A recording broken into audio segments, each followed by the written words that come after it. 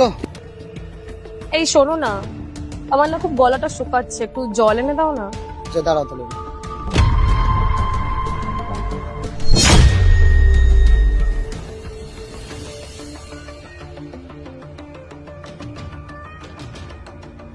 এই তুই কি বললি? 1 ঘন্টা শোয়ার জন্য তুই 1 লক্ষ টাকা দিবি? তুই না নিজের অকাতের মধ্যে থাক। 1 লক্ষ টাকা কত টাকা হয় জানিস তুই? আর তোকে দেখেও মনে হচ্ছে না তুই 1 লক্ষ টাকা নিজের চোখে দেখেছিস কোনোদিনও। আমি জানি 1 লক্ষ টাকা কত টাকা হয়। ভুলভাল কথা না বলে না এখান থেকে চলে যা। না ম্যাডাম, আমি একদম সত্যি বলছি। 1 ঘন্টা শোয়ার জন্য আমি 1 লক্ষ টাকাই দেবো।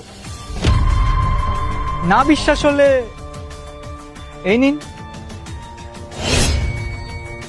একেবারে 50,000 টাকা, আর বাকিটা কাজ হওয়ার পরে। একটা কথা বলতো, তোর মুখ দেখে তো মনে হয় না যে এত টাকা তোর কাছে থাকতে পারে। সত্যি করে বলতো, টাকা তুই কোথায় পেয়েছিস? তুমি আম খাও, আটি গোনার দরকার নেই। আমার তো তোমাকে খুবই পছন্দ হয়েছে, তাই তো এই অফারটা করলাম। এই শোন, আমার না হাজবেন্ড এক্ষুনি চলে আসবে, তুই বরঞ্চ আমার ফোন নাম্বারটা নে।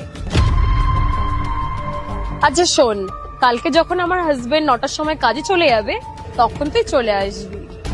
তোর আমাকে এত পছন্দ হয়েছে? বাহ মাধবী বাহ, আমি কোনোদিন ভাবতেও পারিনি যে তুমি এইসব করবে।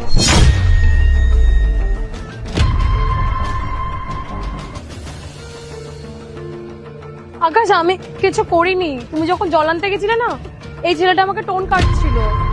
ভালো হয়েছে তুমি চলে এসেছো, আমি তো ভয় পেয়ে গেছিলাম। এই যা তো এখান থেকে, মায়ের ছেলে কোথাকার। 1 মিনিট দাঁড়া।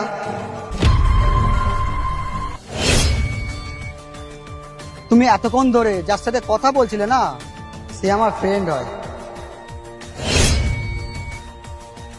আর আমি ওকে এখানে পাঠিয়েছিলাম যাতে তোমার এই আসল রূপটা দেখতে পারে। তাহলে আমাদের আশেপাশের লোকগুলো যে কথাগুলো বলতো, তাহলে